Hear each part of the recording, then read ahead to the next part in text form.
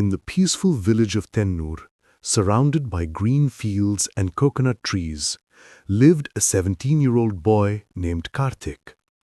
Karthik was known for his bright smile, kindness, and love for cricket.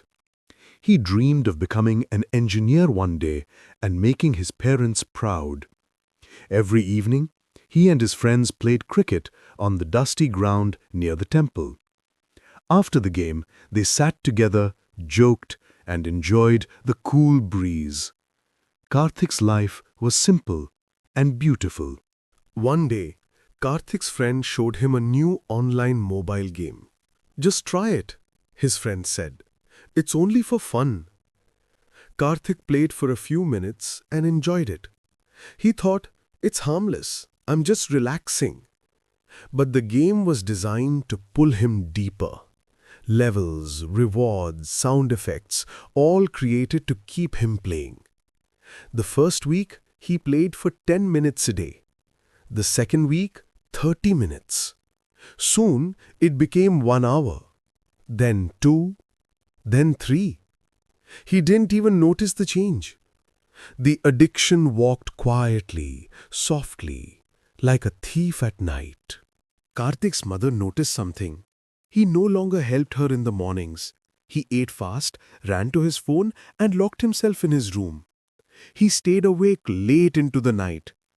His father reminded him, "Karthik, you have exams next month." He would reply without looking up, "Yes, Appa, I know." But he didn't know. He was losing track of time. He stopped playing cricket, stopped chatting with friends, stopped studying. His notebooks gathered dust.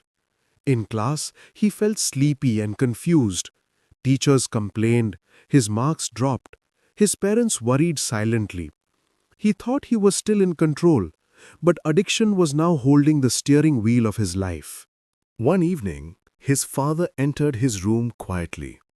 Karthik didn't notice. He was glued to the screen. His eyes were tired, face pale, shoulders tense. His father watched for a minute and then said, "Karthik, look at me." Karthik paused the game. His father sat beside him and spoke gently. "Addiction is not a chain you can see. It is like a vine that grows around a tree, slowly, quietly, until the tree cannot breathe." Karthik didn't reply. His throat felt tight. His father continued, "I'm not angry. I'm only scared. I don't want to lose my son to something that doesn't love him back." A single tear rolled down Karthik's cheek. For the first time, he saw what he had become. That night, he couldn't sleep. He remembered his dreams, his childhood, his parents' hard work, his teachers' hopes. He remembered how happy he used to be before the addiction took control. And he whispered to himself, "I need to change." The next morning, Karthik did something brave. He deleted the game. His hands shook. His mind screamed, "Just play one last time." But he ignored it. Day 1 was difficult. Day 2 was worse.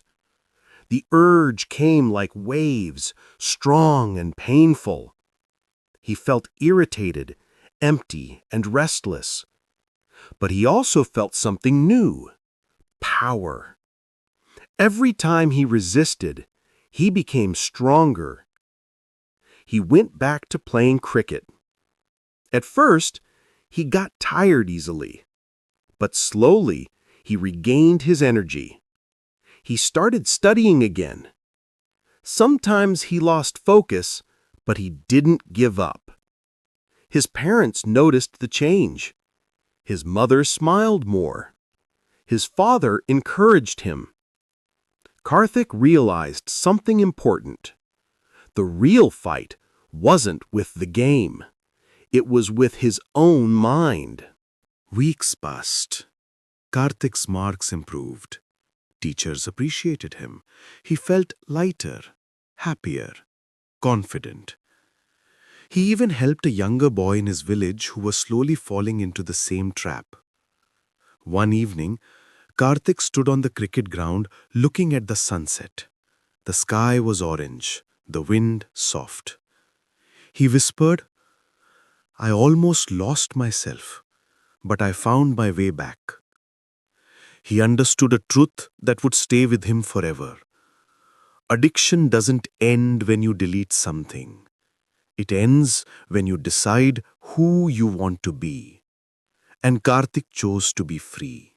Moral of the story: addiction begins silently, grows quickly, and destroys slowly. But one brave decision can change everything. Control your habits before your habits control you.